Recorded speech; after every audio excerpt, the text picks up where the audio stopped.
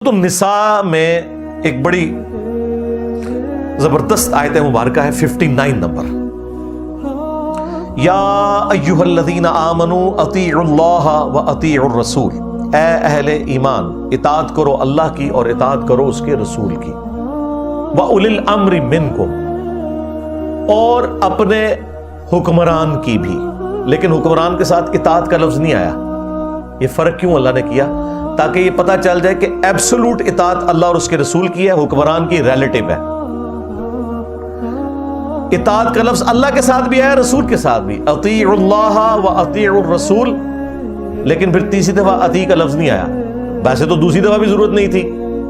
اللہ کی اطاعت رسول کی اطاعت تو ایک ہے. من یطع الرسول فقد اطاع اللہ، جس نے رسول کی اطاعت کی اس نے اللہ کی اطاعت کی. لیکن اللہ تعالیٰ نے فرق واضح کرنا تھا کہ دو ہستیاں ہیں جن کی ایبسولوٹ اطاعت ہوگی، اللہ اور اس کے رسول کی. وَأُولِي الْأَمْرِ مِنْكُمْ، لیکن جو تم میں حکمران ہے اس کی بھی اطاعت ہوگی،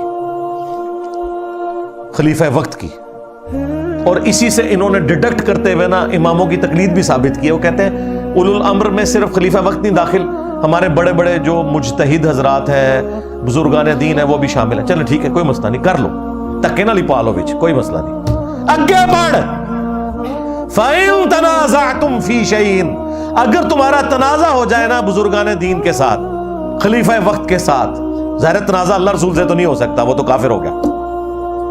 فَرُدُّوهُ إِلَى اللَّهِ وَالرَّسُولِ، تو معاملے کو تم نے پلٹانا ہے اللہ اور اس کے رسول کی جانب. اب یہاں پہ یہ نہیں آیا کہ معاملے کو پلٹانا ہے بزرگان دین کی طرف، حکمران وقت کی طرف، خلیفۃ المسلمین کی طرف، خواہ وہ خلیفہ راشد ہی کیوں نہ ہو. نہیں کہا گیا. وہ میں آپ کو بعد میں مثال دوں گا کہ خلیفہ راشد نے بھی جہاں کہیں قرآن و سنت سے وہ ہٹے تو باقی صاحب نے ان کی اصلاح کر دی. اگرچہ خلیفہ راشد کے لیے تھا علیکم بسنتی و سنت الخلفاء راشدین المہدیین، لیکن اس کا مطلب کسی صحابی نے یہ نہیں لیا کہ خلیفہ راشد اگر قرآن و سنت کے خلاف کوئی فیصلہ کرے، بدنیتی کے اوپر نہیں، انجانے میں، تو ہم نے اس کے پیچھے چلنا ہے. نہیں، اس کی بھی اصلاح کرنی ہے. فَإِن تَنَازَعْتُمْ فِي شَيْءٍ، اگر تنازع ہو جائے تمہارا کسی معاملے میں تو معاملے کو پلٹانا ہے اللہ اور اس کے رسول کی طرف.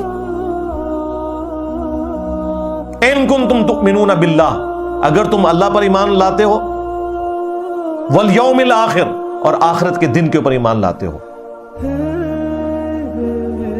ذالک خیر و احسن تأویلا، اسی میں تمہاری خیریت ہے اور اسی کا انجام بہتر ہونے والا ہے کہ معاملے کو تم نے اللہ اور اس کے رسول کی طرف لوٹانا ہے. اگر حکمران وقت سے یا کسی بزرگ سے بھی جھگڑا ہو جائے تو اس سے واضح اشارہ مل گیا، بلکہ حکم مل گیا کہ ایبسولوٹ اطاعت اللہ اور اس کے رسول کی ہے عز و جل و صلی اللہ علیہ وآلہ وسلم. باقی سب کی ریلیٹو ہے، ان کی نسبت سے ہے.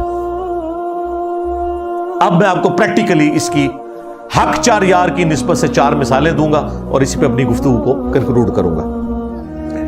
پہلی مثال صحیح بخاری اور صحیح مسلم دونوں کے اندر موجود ہے. نبی علیہ السلام کی مبارک زندگی میں آپ نے ایک انصاری صحابی کو امیر مقرر کیا،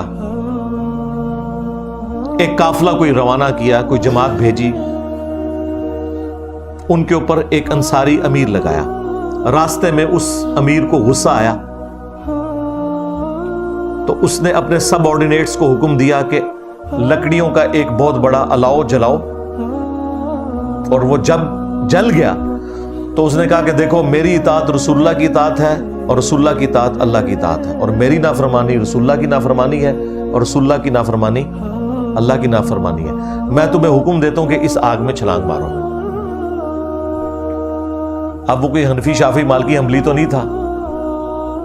حالانکہ مجھے بتائیں یہ بڑے بڑے امام کیا اس انصاری صحابی کے برابر ہو سکتے ہیں جسے رسول اللہ نے امیر بنایا ہو؟ لیکن وہ آگے جو تھے نا وہ بھی تربیت یافتہ تھے نبی الاسلام کے. انہوں نے کہا کہ ہم آگ سے بچنے کے لیے ہی تو رسول اللہ کے دامن کرم میں آئے تھے، تو ہمیں دوبارہ اسی آگ میں پھینک رہے ہیں، ہم یہ تیری بات نہیں مانیں گے.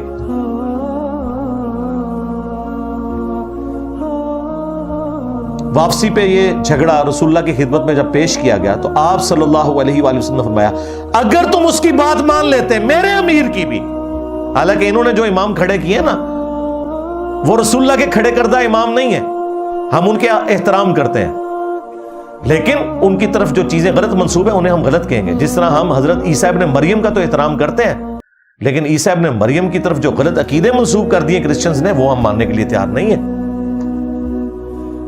آپ نے فرمایا اگر تم اس کی اطاعت کرتے اور اس آگ میں چھلانگ لگاتے تو جہنم کی آگ میں جا کے نکلتے سیدھے. پھر نبی علیہ السلام نے فرمایا اللہ کی نافرمانی میں مخلوق کی اطاعت نہیں ہے، مخلوق کی اطاعت صرف معروف میں ہے، منکر میں نہیں ہے. بالکل کلیئر کٹ عقیدہ. مجھے بتائیں اگر نبی علیہ السلام کا مقرر کردہ امیر اس کی تقلید نہیں ہو سکتی، اس کے پیچھے آپ اندھے بن کر نہیں چل سکتے، تو باقی تے کوئی وڈے تو وڈا امیر، کوئی بزرگ امام تے شاہی کوئی نہیں اس صحابی کے مقابلے پہ جس کے پیچھے نبی علیہ السلام کھڑے ہوئے.